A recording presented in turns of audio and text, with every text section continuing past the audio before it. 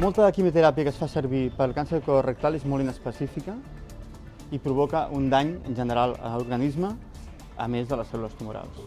I la idea, en el fons, és trobar teràpies que siguin específiques i per tant es puguin donar dosis més altes i que no facin mal a la resta de l'organisme.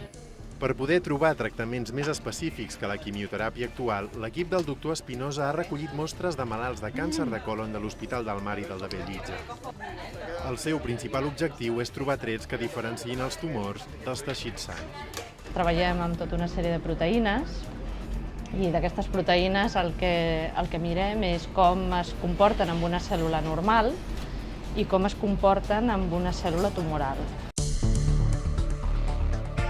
El que hem descobert, i és la cosa més important, és que hi ha una proteïna d'aquesta via que està activada en el nucli de les cèl·lules tumorals i no en el nucli de les cèl·lules normals. El que vèiem és que estava diferent, que es comportava diferent quan la miràvem amb un intestí o amb un còlon normal o quan la miràvem amb un còlon on hi havia un tumor. I això serà molt important a l'hora de dissenyar possibles teràpies per matar les cèl·lules tumorals sense tocar les normals. I hem anat seguint aquestes investigacions, hem anat mirant com aquesta proteïna la podíem eliminar o podíem fer que no fes la seva activitat normal, que no fes aquesta activitat que vèiem diferent en les cèl·lules tumorals. I una mica amb això hem estat fent durant tot el projecte, amb la Fundació, amb el finançament de la Marató, i hem continuat després i estem continuant aquesta via, buscant cada vegada formes d'inhibir-la d'una manera més específica.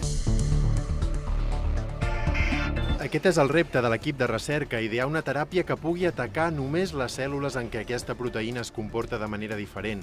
Seria un pas de gegant en el tractament del càncer de còlon. Ja han fet les primeres proves, però encara no han trobat un tractament específic. Els inhibidors que estem provant encara són molt tòxics i sabem que aquests inhibidors no es poden fer servir d'aquesta manera amb un pacient. Podem fer algunes proves amb animals, però s'ha de millorar moltíssim l'especificitat perquè això es pugui utilitzar. I una mica amb això és el que estem treballant ara.